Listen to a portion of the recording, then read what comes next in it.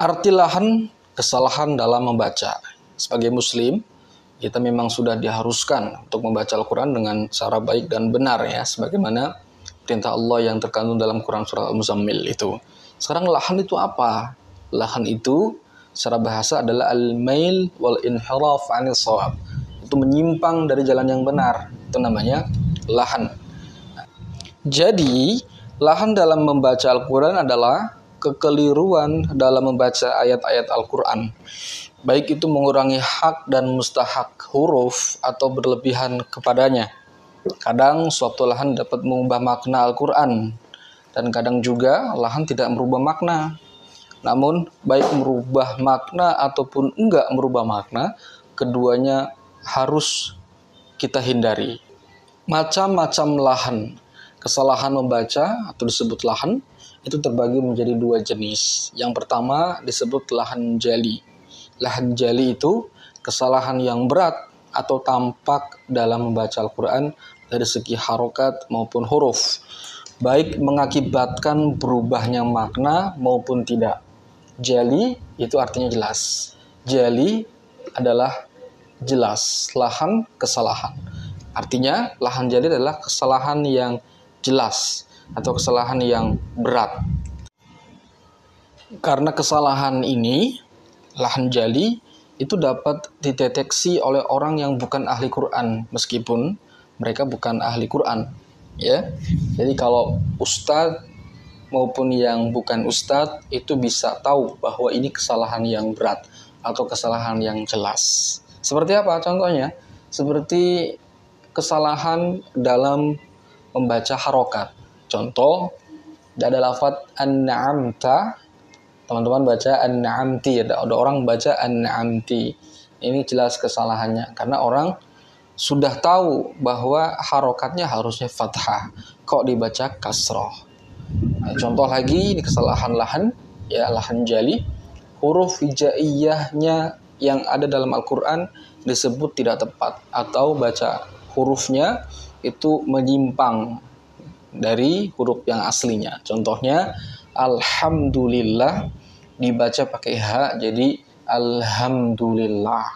Ini orang yang sudah tahu hukum-hukum tajwid maupun yang baru belajar, dia tahu ini ha kok dibaca ha.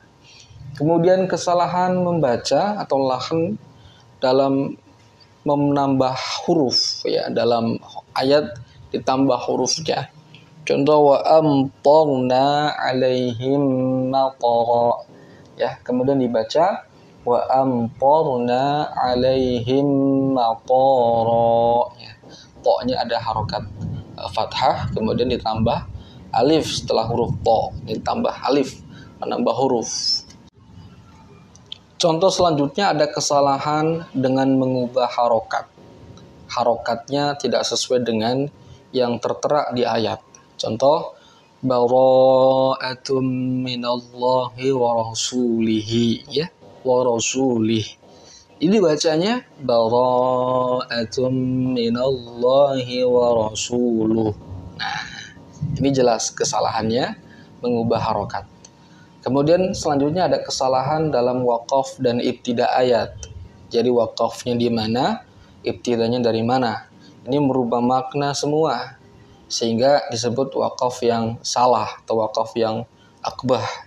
Contoh, fa'lam annahu la ilaha illallah. Kemudian dibaca fa'lam annahu la ilah.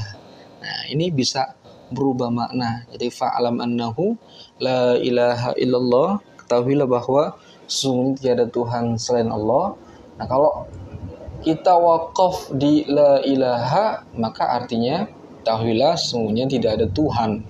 Ini berbahaya sekali ya, teman-teman, jadi harus dihindari semacam ini. Sekarang hukum lahan jali. Apa hukumnya jika kita melaksanakan atau melakukan kesalahan-kesalahan yang berat tadi, yang lahan jali itu? Jadi bagi yang melakukan kesalahan jali dengan sengaja menganggap mudah atau menyederhanakan masalah, hukumnya haram ya, secara ijtima ya. Adapun orang awam yang baru belajar Al-Quran, yang belum tahu bahwa ini adalah kesalahan jali atau kesalahan yang berat, maka wajib baginya untuk belajar lagi ya hingga terbebas dari kesalahan jali atau lahan jali.